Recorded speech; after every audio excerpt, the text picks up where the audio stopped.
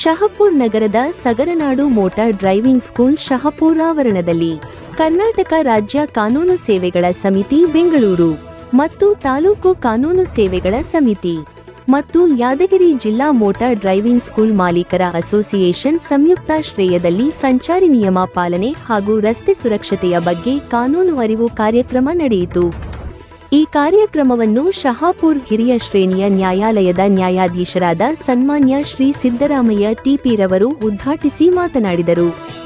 ಮನಸ್ಸಿಗೆ ಬಂದಂತೆ ದ್ವಿಚಕ್ರ ವಾಹನಗಳನ್ನು ಚಾಲನೆ ಮಾಡುವುದರಿಂದ ರಸ್ತೆಯಲ್ಲಿ ಹಿರಿಯರು ಮತ್ತು ಮಕ್ಕಳೆನ್ನದೇ ಸಾರ್ವಜನಿಕರಿಗೆ ತೊಂದರೆಯಾಗುತ್ತಿದ್ದು, ಸಂಚಾರಿ ನಿಯಮ ಪಾಲನೆಯನ್ನು ಎಲ್ಲರೂ ತಮ್ಮ ಮನೆಯಿಂದಲೇ ಪ್ರಾರಂಭಿಸಿದ್ದಲ್ಲಿ ಅಪಘಾತಗಳನ್ನು ತಡೆಗಟ್ಟಬಹುದಾಗಿದೆ.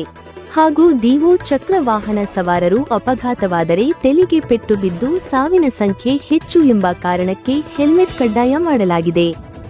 ಒಂದು ಅಧ್ಯಯನದ ಪ್ರಕಾರ ಮುಕ್ಕಾಲು ಪಾಲು ಜನರು ಹೆಲ್ಮೆಟ್ ರೀತಿ ಕಾಣುವ ಪ್ಲಾಸ್ಟಿಕ್ ಟೋಪಿಗಳನ್ನು ಧರಿಸಿರುತ್ತಾರೆ. ಇದು ಪೊಲೀಸರಿಂದ ರಕ್ಷಿಸುತ್ತದೆ ವಿನಾ ತಲೆಯೇನಲ್ಲ. ಆದ್ದರಿಂದ ಎಲ್ಲ ದ್ವಿಚಕ್ರ ವಾಹನ ಸವಾರರು ಕಡ್ಡಾಯವಾಗಿ ಹೆಲ್ಮೆಟ್ಗಳನ್ನು ಧರಿಸಬೇಕು. ಅದೇ ರೀತಿ ಪೋಷಕರು ಮಕ್ಕಳಿಗೆ ಸೂಕ್ತ ವಯಸ್ಸು ಆಗುವ ತನಕ ವಾಹನಗಳನ್ನು ನೀಡಬಾರದು. ಸ್ವಲ್ಪವೂ ಜವಾಬ್ದಾರಿ ಅಥವಾ ನಿರ್ಲಕ್ಷ್ಯ ತೋರದೆ ಸಂಚಾರಿ ನಿಯಮಗಳನ್ನು ಪಾಲನೆ ಮಾಡಬೇಕು.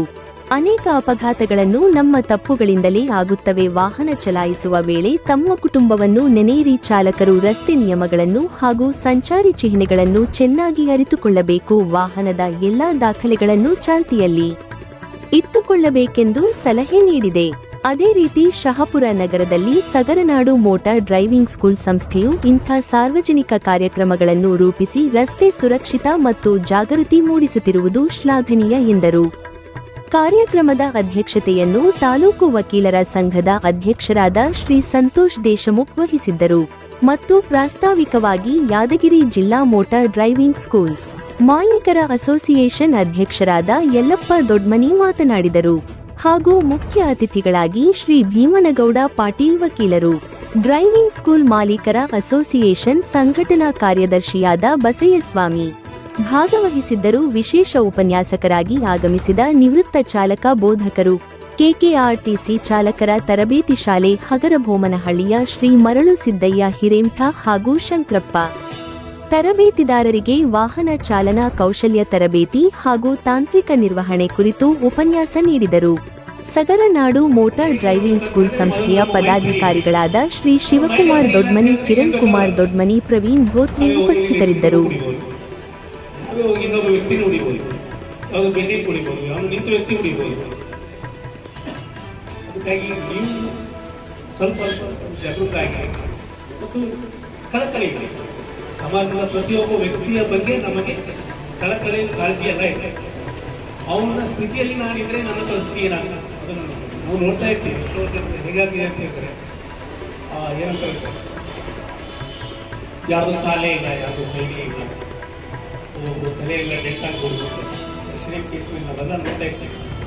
ತಲೆಯಲ್ಲಿ ಹೋದರೆ ಪಟ್ಟಿಯಾಗಿದೆ, ಆದರೂ ಬದುಕಿರ್ತಾರೆ. ಏನಿಲ್ಲ, ಬದುಕಿದ ಜೀವಂತ ಶವ ಏನು ಕೆಲಸ? ಒಂದು ಕೇಳಿದ್ರೆ ಇನ್ನೊಂದು ಹೇಳ್ತಾರೆ. ಇದೆಲ್ಲ ಏನು? ಇದೆಲ್ಲ ನಮ್ಮ ನೆಗ್ಲಿಜೆನ್ಸ್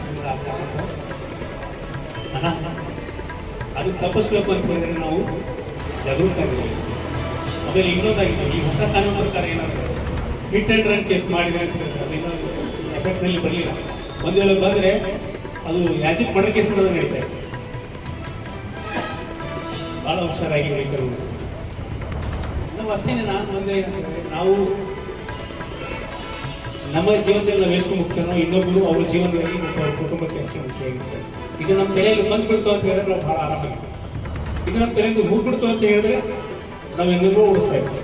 ನಾವು ನೋಡ್ತಾ ಇರ್ತೀವಿ, ಈ ಕಡೆಯಿಂದ ನಾವು ಕಾರ್ ತೊಗೊಳೋದ್ರೆ ಎದುರು ನಾವು ಬೈಕ್ ನಂಬರ್ ಒಂದು ಸೆಕೆಂಡ್ ಸೆಟ್ ಅವ್ರಿಗೆ ನಿಲ್ಲಿಗೆ ಇದಿಲ್ಲ, ಮುಗಿಸೋಕಿಲ್ಲ ಮತ್ತು ಅಷ್ಟು ಪೇಸೆನ್ಸ್. ನೀವು ಒಂದು ಸೆಕೆಂಡಲ್ಲಿ ಏನೂ ಆಗ್ತದೆ, ಒಂದು ಸೆಕೆಂಡ್ 2 ನಿಮಿಷ. ಅಫ್ಕೋರ್ಸ್ ನೀವು ಇಲ್ಲಿ ಹೋಗೋದೇ ಇದೀವಿ, ಆಫೀಸ್ಗೆ ಹೋಗ್ತಾ ಇದ್ದೀವಿ, ಸ್ವಲ್ಪ ಅವಸರ ಮಾಡ್ತಾ ಇದ್ದೀವಿ, ಓಕೆ. ರಾತ್ರಿ ನೀವು ಅವಸರ ಮಾಡಿದ್ರೆ, ಮಧ್ಯಾಹ್ನದಲ್ಲಿ ಅವಸರ ಮಾಡಿದ್ರಿ, ನೀವು ವಾಪಸ್ ಮನೆಗೆ ಹೋಗೋದು ಅವಸರ ಮಾಡಿ ಏನು ಮನೆಗೆ ಹೋಗೋದು ಕೂಡೋದು ಅಥವಾ ಟಿವಿ ನೋಡ್ಬೋದು, ಇನ್ನೊಂದು ಬೇರೆ ಏನಾದರೂ ಕೆಲಸ. ಅದಕ್ಕೆ ಈಗ ಇಷ್ಟ ಅವಸರ ಮಾಡಿ ತೊಂದರೆಯಲ್ಲಿ ನ್ಯೂ ತೊಂದರೆ ಸಿಗ್ತಾ ಇದೆ. ಮತ್ತು ಇನ್ನೊಂದು ಹೇಳೋದಾದರೆ ಈ ಆಕ್ಸಿಡೆಂಟ್ ಕೇಸ್ಗಳಲ್ಲಿ ಬಹಳಷ್ಟು ಕಡೆ ನಾವು ನೋಡ್ತಾ ಇರ್ತೀವಿ. ಕರ್ಮಿದ್ದಲ್ಲಿ ಅಲ್ಲಿದ್ದಲ್ಲಿ ಏನು ಕಂಟ್ರೋಲೇ ಇಲ್ಲ, ಸುಮ್ಮನೆ ಸರ್ ಒಂದೇ ಸ್ಪೀಡ್ನಲ್ಲಿ ಹೋಗ್ತಾ ಇರ್ತೇವೆ. ದಯಮಾಡಿ ಹಾಗೆಲ್ಲ ಹೋಗ್ತೀವಿ, ಅದು ಇನ್ಸ್ಟ್ರಕ್ಷನ್ ಸ್ವಲ್ಪ ದಯಮಾಡಿ ಯಾರು ರಿಸ್ಕ್ ತಗೊಳ್ತಾರೆ, ಫಸ್ಟ್ ನೀವು ರಿಸ್ಕ್ ತಗೋಬೇಡಿ, ಜೊತೆಗೆ ಆ ಜನರನ್ನ ರಿಸ್ಕ್ನಲ್ಲಿ ಗೊತ್ತಿಲ್ಲ ನಮಗೆ.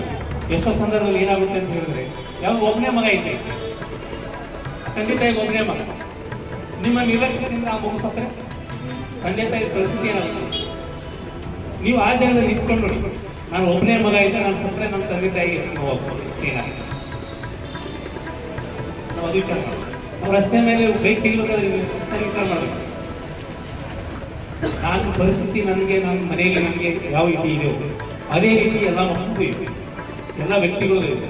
ಗೊತ್ತಿಲ್ಲ, ಯಾರೋ ಒಬ್ಬ ವ್ಯಕ್ತಿ ಇರ್ತಾನೆ ಮಿಡಲ್ ವಯಸ್ಸಿನ ಯಾರು, ಅವ್ರ ಮನೆಗೆ ಅವ್ನು ಒಬ್ಬನೇ ದುಡಿಯೋರು, ಅವನಿಗೆ ಅಂಗೈಯಿಂದ ಗಾಡಿ ನಡೆಸ್ಕೊಂಡು ಹೋಗಿ ಅವನಿಗೆ ಡಿಕ್ಕಿ ಮಾಡಿ ಅವ್ನು ಸತ್ತೋದ್ರೆ ಅವ್ನು ಮರಿ ಆಗಬೇಕು. ಇದು ನಿರ್ಲಕ್ಷ್ಯ ಯಾರು? ನಮ್ಮ ನಿರ್ಲಕ್ಷ್ಯದಿಂದ ಒಂದು ಕುಟುಂಬ ಹಾಳ, ನಮ್ಮ ನಿರ್ಲಕ್ಷ್ಯ ಗೊತ್ತಿಲ್ಲ. ಅವನ ಇನ್ಕಮ್ ಮೇಲೆ ಎಷ್ಟೋ ಜನ ಮಕ್ಕಳು ಓದ್ತಿರ್ಬೋದು, ಅವ್ರ ಎಜುಕೇಶನ್ ಹಾಳಾಗ್ಬೋದು, ಏನು ಬೇಕಾಗುತ್ತೆ. ಸೊ ಅದಕ್ಕಾಗಿ ನಾವು ಬೈಕ್ ತೆಗೆಯುವಾಗ, ಕಾರ್ ತೆಗೆಯುವಾಗ, ಯಾವುದೇ ವೆಹಿಕಲ್ ನಾವು ರೋಡ್ನಲ್ಲಿ ಮೂವ್ ಮಾಡಬೇಕಾದ್ರೆ ಇನ್ನೆಲ್ಲ ನಮ್ಮ ಕೈಗೆ ಇರಬೇಕು. ಇದು ಇದ್ದಾಗ ಮಾತ್ರ ನಾವು ಒಂದು ಪ್ರಜ್ಞಾವಂತ ಮತ್ತು ಜಾಗೃತ ವ್ಯಕ್ತಿ ಆಗಲಿಕ್ಕೆ ಸಾಧ್ಯ. ಇಲ್ಲ ಅಂತ ಹೇಳಿದ್ರೆ ನಾವು ನಮ್ಮಷ್ಟಕ್ಕೆ ಮಾತ್ರ ನೋಡ್ಕೊತೀವಿ. ನಾವು ಹೆಲ್ಮೆಟ್ ಹಾಕೊಳ್ತಾ ಇದ್ದೀವಿ, ಇನ್ನೊಬ್ರಿಗೆ ಹೋಗ್ಬಿಡ್ತಾ ಇದ್ದೀವಿ. ಪರ್ಪಸ್ ಅಲ್ಲ. ಯಾಕೆ ಹೇಳಿ, ಬಿದ್ದರೆ ನಾನು ಸಾಯ್ಬಾರ್ದು ಅಂತ ನಾವು ಹೆಲ್ಮೆಟ್ ಹಾಕೊಳ್ತಾ ಇದ್ದೀವಿ, ಬೇರೆಯವ್ರು ಸತ್ತರೆ ನಾವು ಎಷ್ಟು ಮುಖ್ಯನೋ ನಮಗೆ, ನಮ್ಮ ಕುಟುಂಬಕ್ಕೆ, ನನಗೆ, ಇನ್ನೊಬ್ಬ ವ್ಯಕ್ತಿ ಸಹಿತ ಅವರ ಕುಟುಂಬಕ್ಕೆ, ಅವನ ಜೀವನದಲ್ಲಿ ಅವನು ಅಷ್ಟೇ ಮುಖ್ಯ. ಅದನ್ನು ನಾವು ಯಾವತ್ತೂ ನೆನಪಿಲ್ಲ. ಎಷ್ಟೋ ಜನ ಕುಡಿಯೋದ ಸರಾಯಿ ಓಡಿಸ್ತಾ ಇದ್ದೀವಿ, ಮೋಟರ್ ಓಡಿಸ್ತಾ ಇದ್ದೀವಿ. ನಿಮಗೆ ನೆನಪಿರಲಿ, ಸರಾಯಿ ಕುಡಿದು ಓಡಿಸುವಲ್ಲಿ 10,000 ರೂಪಾಯಿ ದಂಡನೆ, 1 ರೂಪಾಯಿ ಕಡಿಮೆ ಮಾಡೋದು. ನಾನಂತೂ 1 ರೂಪಾಯಿ ಕಡಿಮೆ, ಸುಮಾರು ಒಂದು 10 ಜನರಿಗೆ ದಂಡ ಹಾಕಿದೆ. ಆಕ್ಸಿಡೆಂಟ್ ಮಾಡಿದ್ರೆ ಸಣ್ಣ ಪುಟ್ಟ ಆಕ್ಸಿಡೆಂಟ್ ಅದು ಒಂದು ಸ್ವಲ್ಪ ಕಡಿಮೆ ಮಾಡಿದ್ರೆ ಮಾಡ್ತೀನಿ. ಆದರೆ ಈ ಕುಡಿದ ಸರಾಯಿ ಕುಡಿದು ಯಾವ ಗಾಡಿ ನಡೆಸ್ತಾನಲ್ಲ, ಅವನಿಗೆ 1 ರೂಪಾಯಿ ಕಡಿಮೆ ಮಾಡೋದು 10,000. ಇನ್ನೂ ಭಾರಿ ಕುಡಿದು ಅವನಿಗೆ ಕಂಟ್ರೋಲೇ ಇಲ್ಲ ಅಂತ ಅಂಥ ಪರಿಸ್ಥಿತಿಗೆ ಯಾವ ವ್ಯಕ್ತಿ ಸಿಕ್ಕ ಅಂತ ಹೇಳಿದ್ರೆ ಅವನಿಗೆ ದಂಡ ಮಾಡಲ್ಲ, ಅವನಿಗೆ ಜೈಲಿಗೆ ಸತ್ತ 6 ತಿಂಗಳು. ದಯಮಾಡಿ ಕುಡಿದು ಗಾಡಿ ಓಡಿಸ್ಬೇಕು. ಯಾಕಂತ ಹೇಳಿದ್ರೆ ನಮ್ಮ ಮೈಂಡ್ ಕಂಟ್ರೋಲ್ ತಪ್ಪು ಅಂತ ಹೇಳಿದ್ರೆ ಏನು ಬೇಕಾಗುತ್ತೆ. ಗಾಡಿ ಮೇಲೆ ಕಂಟ್ರೋಲ್ ತಪ್ಪಿದ್ರೆ ಏನೇನೋ ಮೈಂಡ್ ಮೇಲೆ ತಪ್ಪು ಉಳಿಯುತ್ತೆ.